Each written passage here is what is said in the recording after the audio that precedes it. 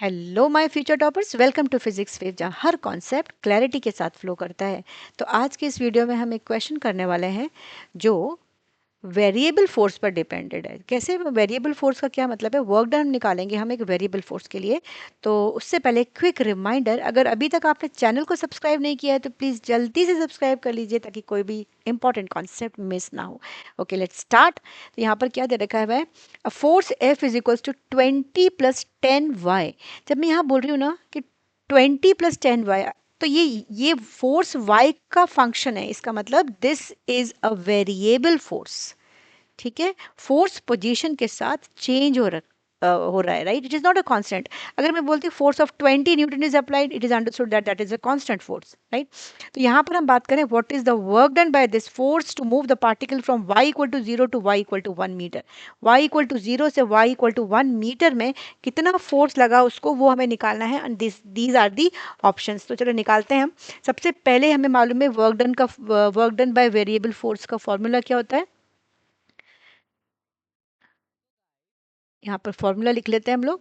Work done by variable force and this is given as W is equals to, ये हमारा integration से होता है। हमने लिखा फोर्स इनटू डिस्प्लेसमेंट तो है, लेकिन displacement is not, I mean it is changing, right? This force is changing with the value of y।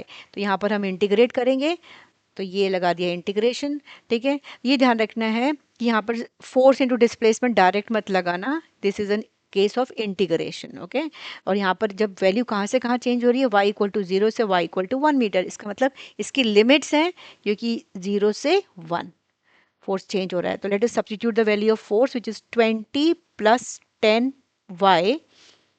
ये पूरा हमारा इंटीग्रेशन dy हो गया।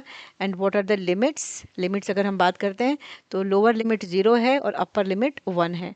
तो यहाँ पर जनरल फॉर्मूला हमें मालूम है इंटीग्रेशन का क्या होता है। x power n dx is equals to x power n + 1 divided by n + 1, provided this n is not -1, right? तो ये फॉर्मूला यहाँ लगा देते हैं। तो ये आप डायरेक्ट भी लगा सकते हो, मैं थोड़ा सा इसको सिंप्लीफाई कर देती हूँ ताकि ईजी रहेगा आपके लिए। 20 है ये into d y plus 10y dy, ये ऐसे लिख दिया मैंने। और इंटीग्रेशन लिमिट हो गई 0 से 1, यहाँ भी 0 से 1। You can apply directly also. Let is apply the formula now. तो यहाँ पर 20 तो कांस्टेंट है, तो will write it like this. Integration of d y होता है हमारा y। ओके, तो ये हमने लगाया और लिमिट आई 0 से 1 प्लस, अब यहाँ पर 10 हमारा बाहर गया। y dy को इंटीग्रेट करेंगे इस फॉर्मूले को यूज़ करके, तो y में पावर 1 है, it means y² / 2। So let us apply the limit.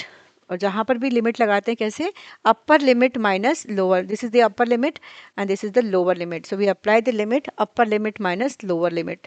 So this is 20 into 1 - 0 plus 10 into, यहाँ पर क्या हो गया 1/2 - 0। तो यहाँ पर जब सिंप्लीफाई करेंगे तो 20, और ये कितना मिल रहा है हमको, यहाँ से 10/2 it becomes 5। So the answer is 25 joule. तो वर्क डन हमारा कितना आ रहा है 25 joule. So which is the correct option? This option A is the correct option, right? तो ये हमारा आंसर आ गया 25 जूल। तो वेरिएबल फोर्स दिखे तो डायरेक्ट F इंटू एस मत लगाना, इंटीग्रेशन ही गेम चेंजर है इसके लिए, राइट?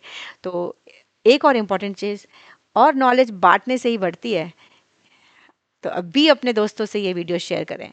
ओके, सो मिलते हैं नेक्स्ट कॉन्सेप्ट में एक और नेक्स्ट मज़ेदार टॉपिक के साथ। Till then keep learning and keep riding the physics wave.